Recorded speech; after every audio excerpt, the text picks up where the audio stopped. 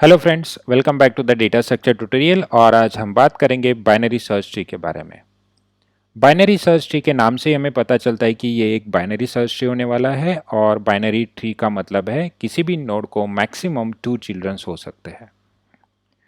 लेकिन binary tree को binary search tree बनाने के लिए हमें दो प्रॉपर्टीज को फॉलो करना होता है। और पहली प्रॉपर्टी है the key value of left node is smaller than the key value of parent node. मतलब जब भी हम ट्री बनाएंगे तो हमारा जो लेफ्ट चिल्ड्रन रहेगा उसकी जो वैल्यू रहेगी वो हमेशा पेरेंट से छोटी होनी चाहिए, पेरेंट नोड से छोटी होनी चाहिए। और सेकेंड प्रॉपर्टी है अगर कोई भी वैल्यू की वैल्यू राइट नोड के अंदर अगर चली जाएगी तो उसकी जो वैल्यू रहेगी वो हमेशा ग्रेटर दैन रहेगी उसके पेरेंट्स।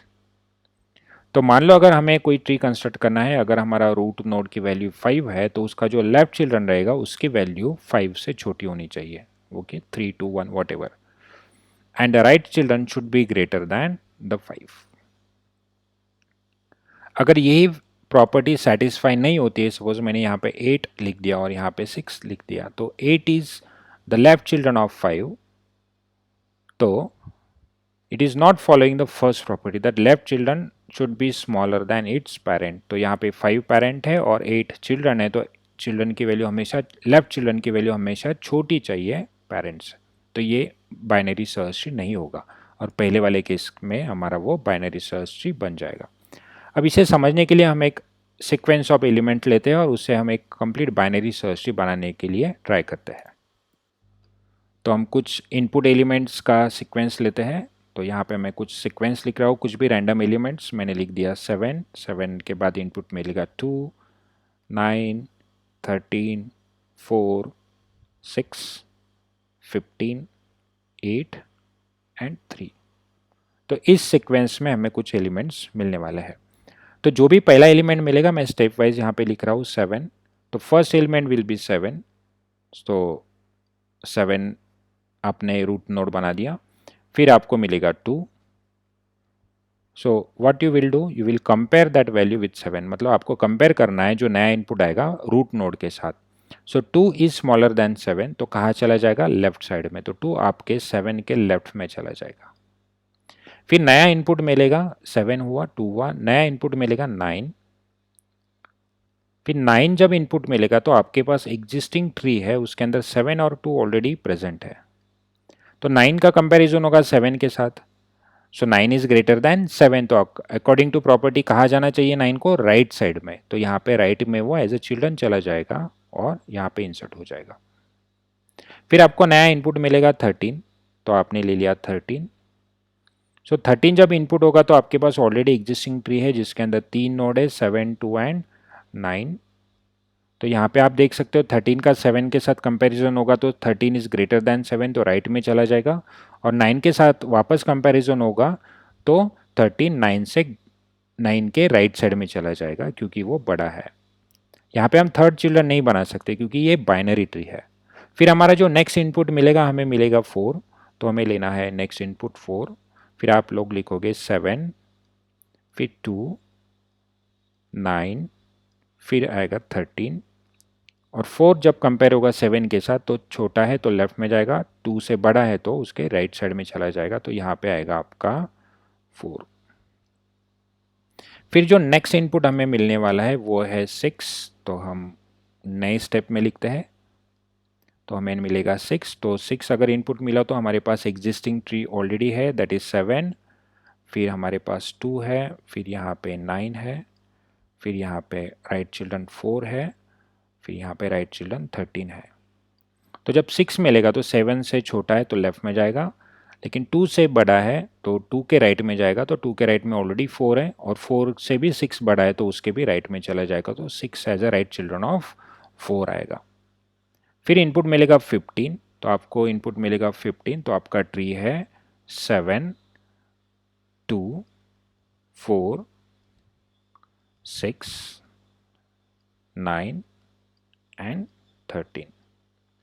फिर आपका जो 15 है 7 से बड़ा है तो राइट में जाएगा, 9 से भी बड़ा है तो राइट में जाएगा, 13 से भी बड़ा है तो यहाँ पे राइट साइड में 15 आपका इंसर्ट हो जाएगा। फिर आपको जो नया इनपुट मिलेगा वो मिलने वाला है 8, तो आपने यहाँ पे ले लिया इनपुट 8। तो आपका जो ट्री रहेगा वो बनेगा 7, फिर उसके 2 चिल्ड्रन से 2 एंड 9, हमें एग्जिस्टिंग ट्री को एज इट इज़ कॉपी कर लेना है। 6, यहाँ पे रहेगा 13 and 15।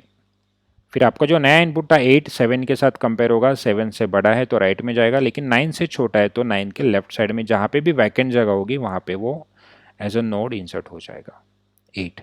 So the last input is 3। तो आपका जो लास्ट इनपुट आएगा 3, तो आपके पास ऑलरेडी एग्जिस्टिंग ट्री है, हम लोग उसे ड्रॉ कर लेते हैं। 7 एंड 2 9, फिर यहाँ पे आएगा आपका 4 के राइट में आएगा 6, फिर यहाँ पे आएगा आपका 8, यहाँ पे जाएगा 13, फिर आएगा 15। फिर आपका जो नया इनपुट है 3 विच इज़ स्मॉलर दैन 7, तो लेफ्ट में आएगा। 2 से बड़ा है 3 तो राइट में जाएगा, लेकिन 4 से छोटा है तो 4 के लेफ्ट साइड में 3 इंसर्ट हो जाएगा। तो अभी हमने कंस्ट्रक्ट किया है binary search tree for the given sequence. तो ये रहा हमारा बाइनरी सर्च ट्री। आप देख सकते हो कि कोई भी नोड पकड़ लो 9, उसके लेफ्ट में उससे छोटे एलिमेंट आएंगे और उसके राइट साइड में बड़े एलिमेंट आएंगे। So this is a construction of binary. आप डायरेक्टली भी कर सकते हो ट्री को कंस्ट्रक्ट, लेकिन समझने के लिए मैंने हर एक स्टेप में अलग अलग इनपुट को इंसर्ट किया था। फिर एक कंसेप्ट आती है जिसके अंदर हमें हमेशा कॉम्पिटिटिव एग्जाम में या फिर एग्जामिनेशन, यूनिवर्सिटी एग्जामिनेशन में क्वेश्चन आता है कि अगर डुप्लीकेट एलिमेंट हुआ तो क्या करना है। अगर डुप्लीकेट एलिमेंट आता है तो हमें क्या करना चाहिए। तो मान लो अगर यहाँ पे आपको कुछ डुप्लीकेट एलिमेंट, मैं एग्जाम्पल दे देता हूँ, जैसे कि अगर आपको एक इनपुट मिला 4 और दूसरा एक इनपुट मिला 8, तो 4 और 8 ऑलरेडी हमारी लिस्ट के अंदर थे और हमारे नोड के अंदर भी आ गए हैं। तो उस केस में उस नोड के साथ क्या करना चाहिए।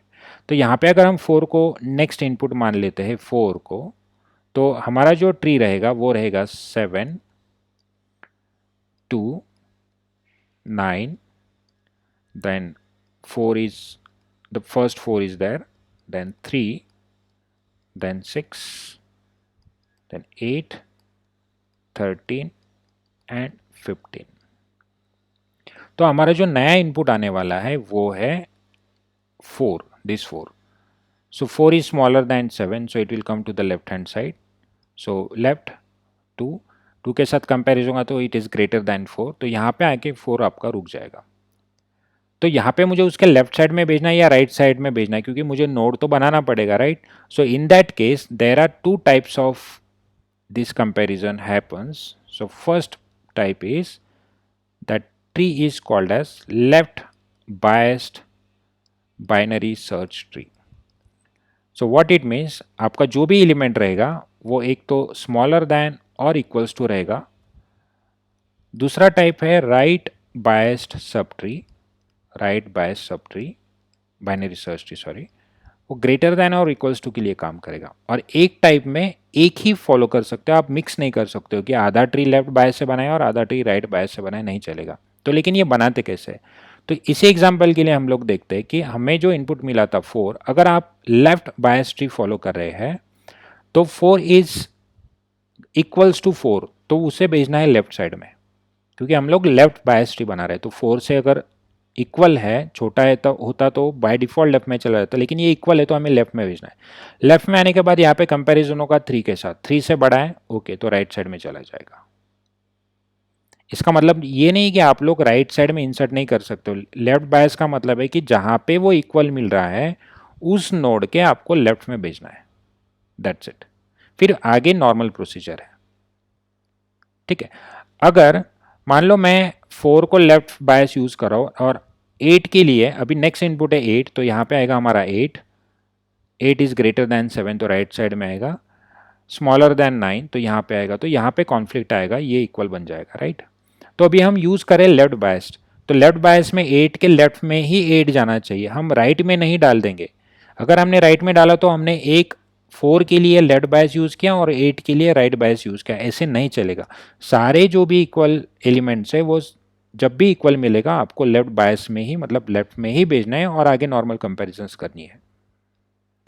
फिर हमें अगर राइट बायस ट्री कंस्ट्रक्ट करना है, सपोज अगर मैंने राइट बायस कंस्ट्रक्ट सर्च ट्री को अगर यूज़ किया होता तो आपका नेक्स्ट इनपुट क्या था, सॉरी वापस लेते, 4 अगर रहता तो 4 यहाँ पे 7 से छोटा है तो लेफ्ट में जाता 4, 2 से बड़ा है 4 यहाँ पे, तो कॉन्फ्लिक्ट आया, तो हम यूज़ करें राइट बायस। तो 4 अगर इक्वल होता है तो राइट साइड में जाएगा 4। अब 6 से छोटा है तो आपको यहाँ पे लेफ्ट सब ट्री बनाना होता है 4। अगर 8 आता है, हम राइट बायस ट्री यूज़ कर रहे हैं, तो 8 इज़ ग्रेटर दैन 7 तो यहाँ आता, 9 से छोटा है तो लेफ्ट में आता, और यहाँ पे कॉन्फ्लिक्ट होता कि इस 8 के साथ कंपैरिजन हुआ तो इक्वल मिला, तो हम राइट बायस ट्री यूज़ करें तो 8 यहाँ पे चला जाता। तो दोनों केस में हमने राइट बायस यूज़ किया है। तो एक तो लेफ्ट बायस यूज़ कीजिए या फिर राइट बायस यूज़ कीजिए अगर डुप्लीकेट एलिमेंट मिलते हैं तो। ठीक है, ये तो हुआ construction of binary search tree. लेकिन हम यूज़ क्यों करेंगे बाइनरी सर्च ट्री को, इसका क्या फ़ायदा होगा हमें अगर हमने बाइनरी सर्च ट्री की टेक्निक यूज़ की तो देखो ये जो ट्री है वो है सर्चिंग के लिए। आपको कोई भी एलिमेंट अगर सर्च करना है तो बाइनरी सर्च ट्री की टेक्निक हम लोग यूज़ कर लेते हैं।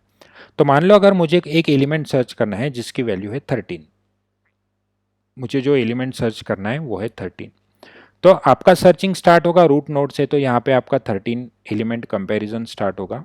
तो आपने 13 का कंपैरिजन किया 7 के साथ।